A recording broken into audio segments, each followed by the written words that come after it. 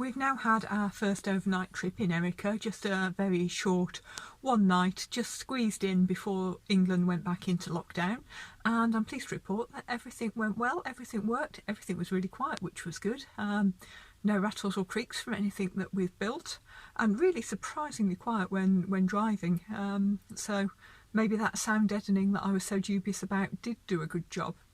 So I thought what I'd do today is, although there's really not an awful lot to this van, is do a complete tour. In the very first video of this series we did a tour of Erica. She's a 2014 Peugeot Expert TP. She was a wheelchair accessible NHS patient transfer vehicle, and if you go back to that first video you'll see what she looked like with 4 seats inside and the equipment to be able to load and transport a wheelchair passenger.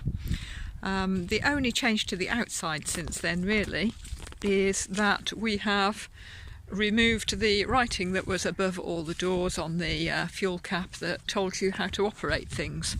There's one slightly less obvious change outside, and I have to climb up to show you that one. And that is that there is a solar panel on the roof.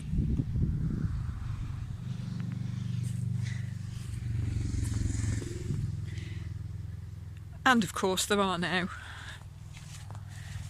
curtains in the windows.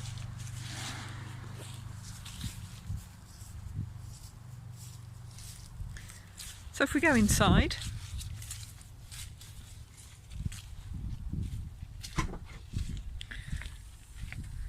we'll start with the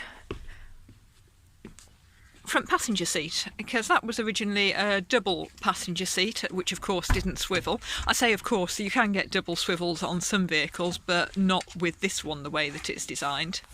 So originally the back was completely cut off at that level from the front, which removed quite a lot of potentially usable space.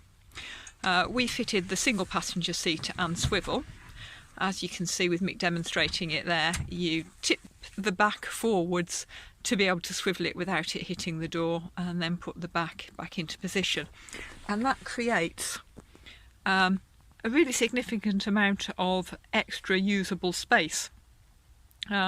Firstly, the fact that you can, obviously we have an extra seat, but you can also access the whole of the cab from the back. You can walk straight through without having to go outside. Really pleased that we were able to get that seat and put the swivel on it. Even though the seat's not in great condition, it just makes the whole space so much more user friendly. And we of course have the sofa. That sofa is 1700mm long, and it pulls out into a bed that is 1060mm wide. So not a massive bed, but again, for such a small vehicle it is a perfectly comfortable, usable bed. We've now slept in for a night, so we can report back that yep, the bed is good. Down there we have the control panel, which sits in front of the electrical cabinet, which I'll talk about more in a moment, and next to that we have the heater cabinet, and we now know that we have put that heater controller in the wrong place, because when the bed is pulled out it's a bit awkward to get at. We should have put it round the corner on the end there, and maybe we will in fact move that. So the bed cushions is 7.5cm thick foam.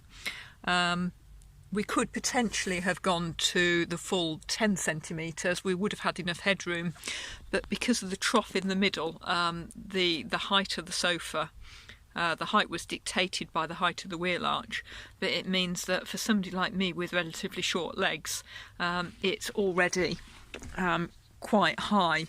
My feet are only just touching the floor, even at that height. The cushions are held on. I put just little button retainers on there, so if we take those off we can pull out the bed and show that. We didn't show the bed mechanism to its best advantage here. It's a lot easier to operate when not holding a camera in one hand and looking at that rather than at what you're trying to do. Pull out further.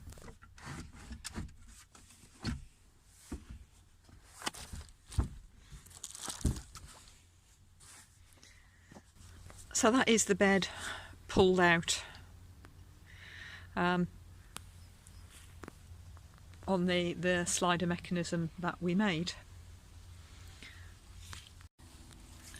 At the end here we have just a little bit of boxing in for the wheel arch, but it turns out that that is the absolute perfect location to store our cool box, because as you'll see when we get to the kitchen, we decided not to put a fridge in this van. And in front of there, under this cover, is the toilet. One thing that we wanted in our spec was that there was a permanent toilet, not one that's kept in a cupboard that you pull out for emergencies, but one that could be used at any time. So there it is, and there is space behind it to store a couple of toilet rolls. Over to the kitchen. As I mentioned, we decided that we could live without a fridge. 12-volt fridges are really expensive. We looked at getting a mains fridge and running it off an inverter, but at the end of the day decided that if we can walk the length and breadth of the country repeatedly with a backpack on our backs and manage perfectly well without refrigeration, then we could manage some short trips in a van without a fridge. So we just made a simple cabinet. I say it's simple, it took a long time to build, with plenty of storage. At this end we have the sealed gas cupboard. I do have a strap to strap that bottle in and must get around to fitting it, although the spacing is so tight in there that that bottle's not actually going to be going anywhere. And then we have all these other cupboards as well, some of which have a little bit of stuff in them. Went for the Dometic and 9722 combined sink and hob. So we've got a 2-ring burner there, and the sink with a lift-up tap. Independent covers, so you can put one half down and still use the other half and have a bit of extra work surface. Although, as you'll see, we've got a reasonable amount of work surface there. In terms of electrics, we've got a 12-volt socket over here. And down here we have, on the control panel, we have a double USB, as well as having a voltage meter which tells us that our batteries are currently in a good state of charge, and the controls for the other electrical items. For lighting, we've got a reading lamp up there, and if I just turn that switch on down there, we've got touch sensitive ceiling lights, so we didn't need separate individual switches for those. They're all controlled, those two by touch. This one has its own built-in little switch. Under the sofa we have the electrical cabinet. That's a UASA 100 amp hour leisure battery, and then we've got kill switches, solar controller, fuse box, and then that's the back of the control panel. That's all crammed into that small locker. On the back of that locker is the voltage sensing relay which connects the leisure battery and the engine battery when the engine is running, so we can charge from the alternator. Here we have the switch for the heater, the fuel tank for the heater, and we need to just make a slight modification to that pump to suspend it because it really is too noisy as it stands at the moment. And then over there, at the moment, it's just got the blinds for the front windows folded up in an untidy pile. That is all just storage under there, which is where on our trip we kept the bedding, our day packs, and just stuff really. If we drop the bed back down, we don't have to lift the lid of the bed to get in that cupboard, because what we have here is a panel that just lifts away. It's held on some strong magnetic catches, and we can just pull that down to access that storage.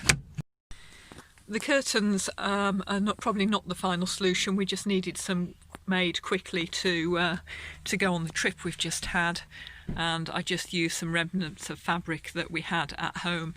They're not all entirely practical. We slept on a slope, which meant that this curtain gaped away from the window and was hanging over my head overnight, so a little bit of work needed to refine that design. The front windows, we've got just blackout material.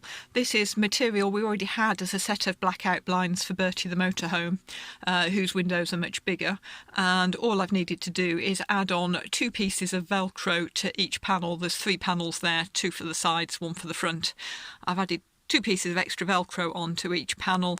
I've put corresponding Velcro pieces across the trim of Erica, and those really quickly can be put up and taken down, providing a little bit of a thermal barrier, but more importantly blocking out most, you can see not quite all of the light, but certainly enough for our purposes.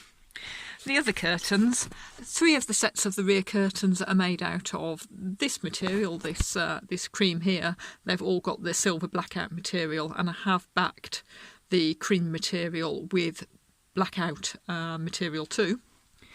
And this window is the odd one out. I made this one first using chintzy gingham, which I could live with, but it just doesn't go with the rest of the colour scheme at all, so I abandoned that material and went with the cream. Because there's nowhere obvious to attach the curtains on the tailgate, I've used just some foil bubble wrap that is held on, I don't know whether you can see here, by 3 plastic suction cups across the top, and then it just tucks in at the bottom. If I just go back outside, this panel here is another one that just lifts off, and behind there is the clean and the dirty water tank. As you can see, the clean water is currently about half full. We've got the wiring for the pump and the tap, which is a micro switch tap, and obviously the waste just drops down into that container. The Peugeot comes with this handy overcab storage area, so there's actually quite a bit of space up there, which is where we kept all of our clothes and soft items when we went away. So visually, that's everything that's visible in Erica. What is not visible is all the work we did behind the scenes. So above the header liner, behind the wall panels, that has got sound deadening, it's got insulation, it's got a vapour barrier, all the wiring is hidden in the runs there. So that is the tour of Erica. As I say, there's not an awful lot to see, but it's really quite surprisingly spacious for such a small vehicle, and certainly on the initial test, very practical to use. So the next video, there'll be one more, which is where I will talk about the budget that we allowed for this conversion and how much it actually cost. And yes, we do need to get some flooring. We still haven't bought the flooring, and what we do have down there really needs a clean.